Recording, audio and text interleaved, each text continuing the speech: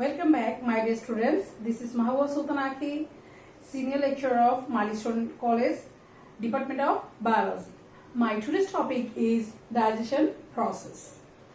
The learning objective of my topic is definition of digestion, peristalsis, chyme, villi, lacteal, lean, assimilation. From my today's lecture, we will be able to discuss or explain digestion in mouth, digestion in stomach, digestion in small intestine, digestion in large intestine, digestion, absorption of digested food, and assimilation. Now, digestion. What is digestion? Digestion, the biochemical process by which the complex, insoluble, unabsorbable food substances break into small, soluble, simple, and absorbable elements in presence of different enzymes and hormones is known as digestion. Digestion takes place in different parts of the digestive system. Digestive system, this is the digestive system of human being. This is the buccal cavity, esophagus, stomach, pancreas, liver, small intestine, large intestine. This part is the digestive canal through which the food substances passes, and these are the digestive glands. In my previous lecture, I discussed what is the liver and pancreas, or actually what is digestive glands. Okay. Today I will only discuss the digestion process. With the help of the secretion of these digestive glands, the digestion takes place through the buccal cavity, stomach, small intestine, and large intestine. So the main places of occurrence of digestion are mouth, stomach, small intestine, and large intestine. Okay.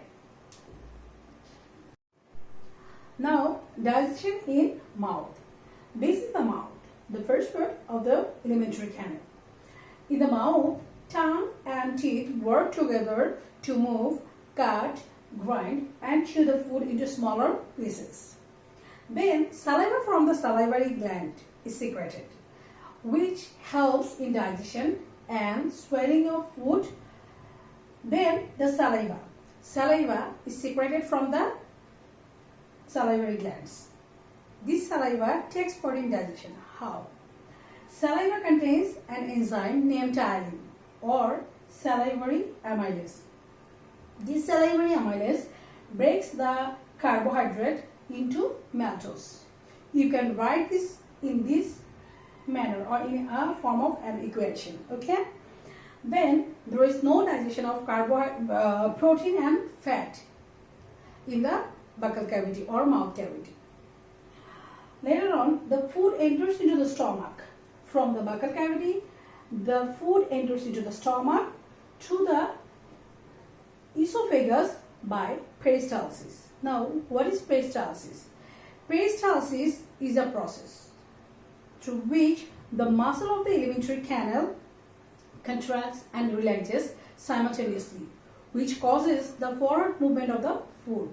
That means, due to peristalsis, the food substances from the buccal cavity, it comes to the stomach. Okay? There is no digestion occurs in the esophagus. Okay? Now, digestion in stomach. This is the stomach. When the food enters into the stomach, the inner wall of the stomach contains gastric glands. These gastric glands secrete gastric juice. The gastric juice is secreted from the inner wall of the stomach, which contains the following substances. First of all, hydrochloric acid. Hydrochloric acid, it destroys the germs that coming with the food and enters into the stomach.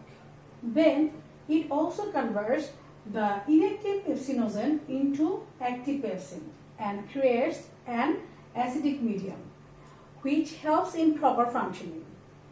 This inactive pepsinogen, in presence of hydrochloric acid, is converting into active pepsin. Now, pepsin. Pepsin is an enzyme which breaks the protein into polypeptide. What is polypeptide?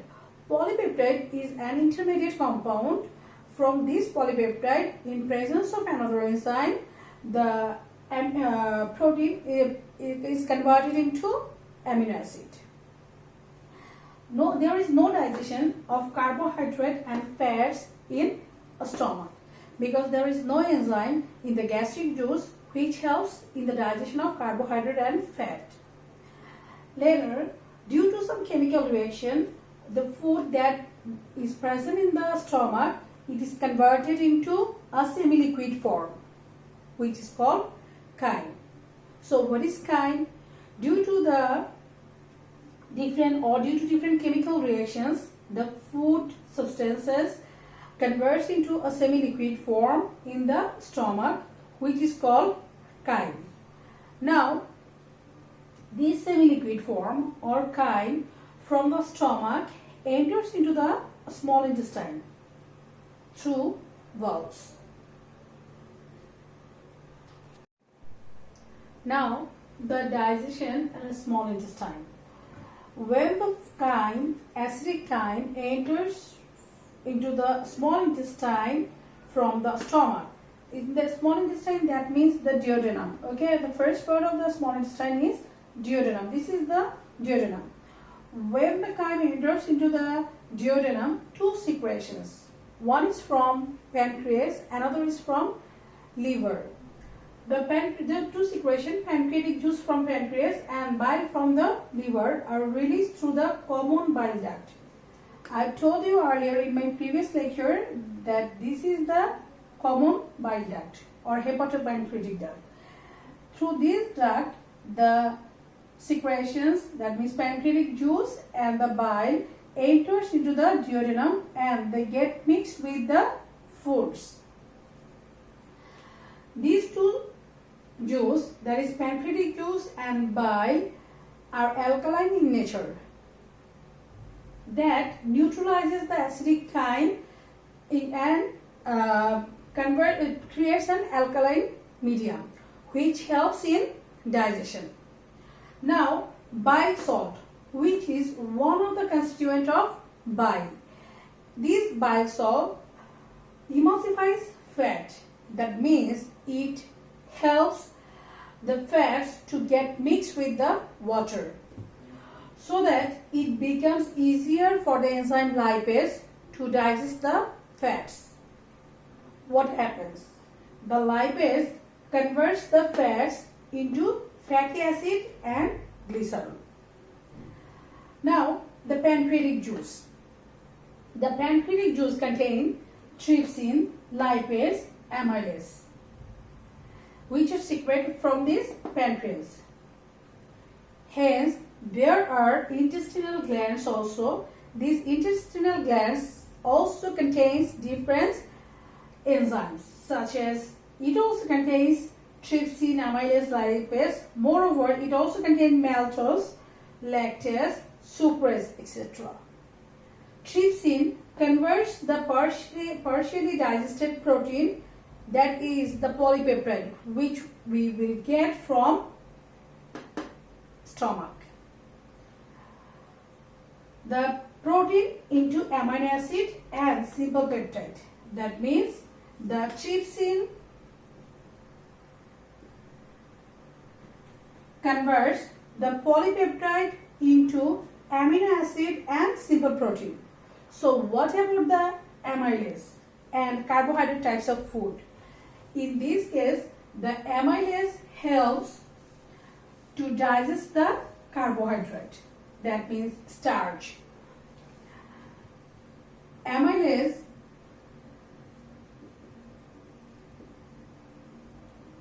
helps to convert starch into glucose. So we can write starch, which will be converted into glucose with the help of an enzyme amylase. This is the digestion process which takes place in a small intestine. Actually, the digestion process means the process through which the carbohydrate turns into glucose, the protein turns into or converts into amino acid, and the fats transform or converts into fatty acid and glycerol. Now, the digestion in large intestine. This is the large intestine. This is cecum, colon, and rectum. Okay. No chemical reaction or no digestion takes place in large intestine. Water remains with undigested product is absorbed here. Through this small intestine, the undigested part that enters into the large intestine. And in this large intestine, water remains with undigested products is absorbed. There also remain a small portion of protein, fats or lipids, salt and excess enzymes. Water and salt are reabsorbed here in the large intestine. Again, I am saying that in the large intestine, water and salt are reabsorbed and are transferred into the bloodstream or blood. Then the undigested products concentrate and turn into feces. In the rectum, the feces are stored and pass out through the anus. This is the rectum. In the rectum, the feces are stored and then pass through the anus. This is the anus.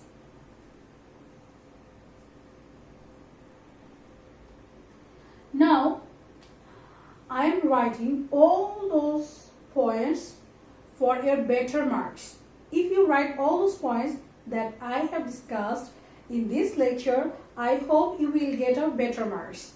You can memorize these lines also or points also, and you can write the answer in your answer copy as I have mentioned here. Okay, you need not to memorize all those things that are given in your book. Okay. Now, the absorption of digested food. Most of the food are fully digested in the small intestine and are converted into simple ingredient. The inner surface of the intestine. Intestine has three parts: duodenum, jejunum, ileum. The ileum is the part of the small intestine which is covered in finger-like projections, which are called villi.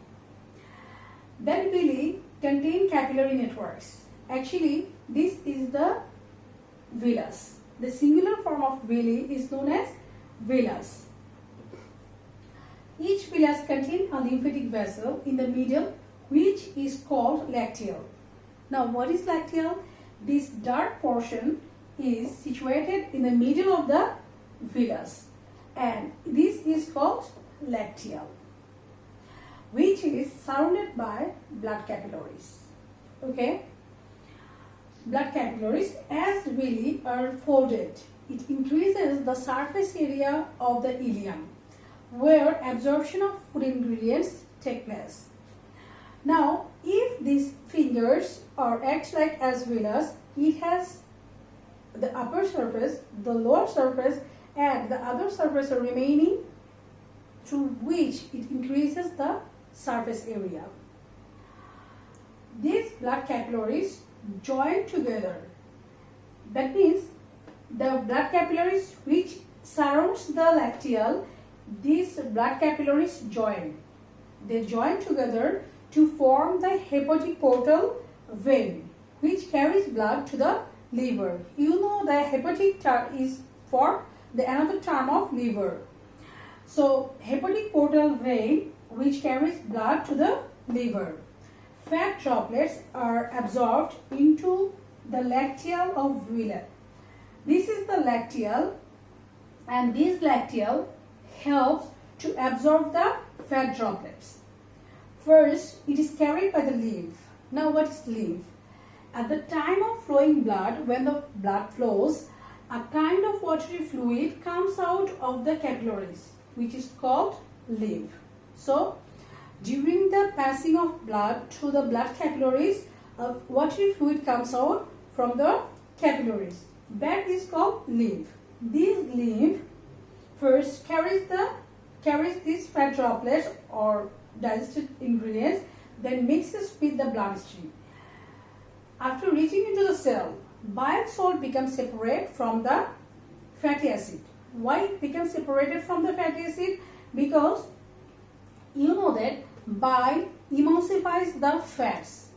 So at that time they get mixed with the fats. So when this bile or ingredients reaches to the cell, that bile becomes separated from the fatty acid. After that, lymph supplies all the nutrients to the cell and collects the waste material and return those waste materials to the bloodstream again. After absorption, the rest of the chyme reaches to the colon. Colon is the part of large intestine. Okay? This all is for absorption of digested food. Now, assimilation. What is assimilation? The process of converting digested food substances into the constituent of protoplasm is called assimilation. It is an anabolic process. Now, what is anabolic process? Anabolic process means to synthesize into a complex substances from the simple ingredients. That means the food substances that were digested, that is glucose, amino acid and fatty acid and glycerol. These are the digested form of food substances. These will again converted into carbohydrate, protein and fats. This is called actually assimilation. Now through the action of the enzyme, simple ingredients or nutrients are converted into complex ingredients. Simple nutrients are converted into complex ingredients such as glucose, amino acid, fatty acid and glycerol, turned into carbohydrate, protein and fat respectively. It occurs due to the action of different enzymes which are secreted from the protoplasm. These results. What is the result of assimilation? Actually, assimilation results in repair of worn-out tissues and helps in growth. This is all about assimilation. Now, I will give you a sample questions.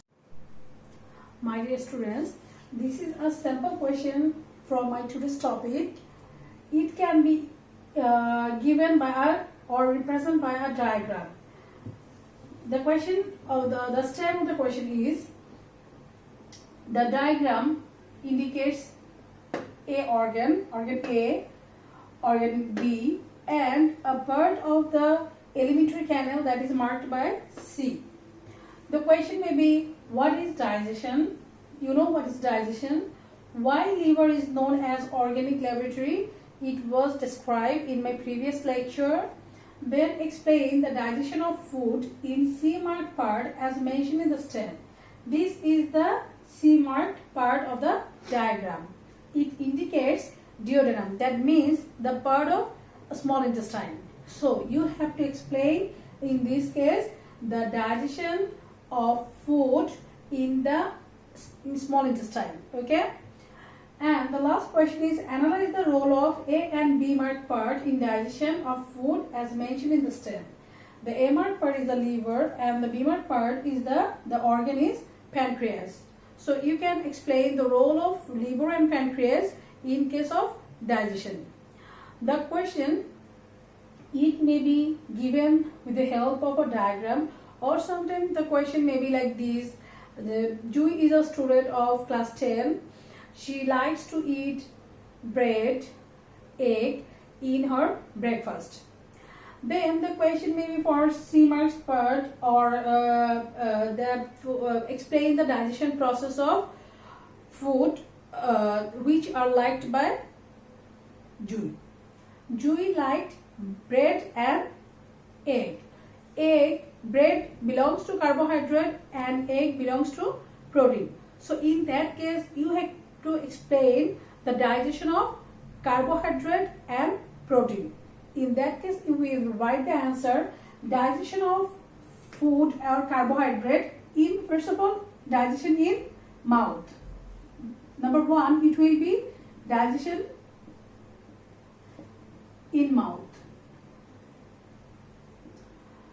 Second point will be digestion in stomach. Third point will be digestion in small intestine. And the last point will be digestion in large intestine. So at first you will explain the digestion of carbohydrates in mouth, and you know in mouth only the carbohydrate turns into maltose with the help of enzyme salivary amylase. Then in the stomach, you will write under this point that when the food reaches in the stomach secretes the following ingredients: hydrochloric acid. It will destroy the germs, and it activated the inactive pepsinogen into active pepsin, which converts the protein into polypeptide in presence of with the help of enzyme pepsin. Okay, you will explain, you will also write that there is no digestion of carbohydrate in the stomach. You will only write the converting process of protein into polypeptide. Then in the small intestine, in this portion of the alimentary canal, the digestion of carbohydrate, protein, fats all take place. That's why you will explain in this point that in presence of amylase enzyme, the carbohydrate turns into glucose, and after explaining that bile and your pancreas juice secreted from the pancreas and the liver, then you will write that protein, that polypeptide will be converted into amino acid in presence of enzyme trypsin, because only you have to explain the digestion of carbohydrate and protein. So you will avoid to write the digestion of fats in all cases. At last you will explain the digestion in large intestine. As you know, there is no digestion or chemical reaction in large intestine, so you will only write that here the water and the salt is reabsorbed. Undigested part is stored in the rectum. So my dear students, this is all for today's lecture. Next time I will be back with a new lesson. Till then, take care.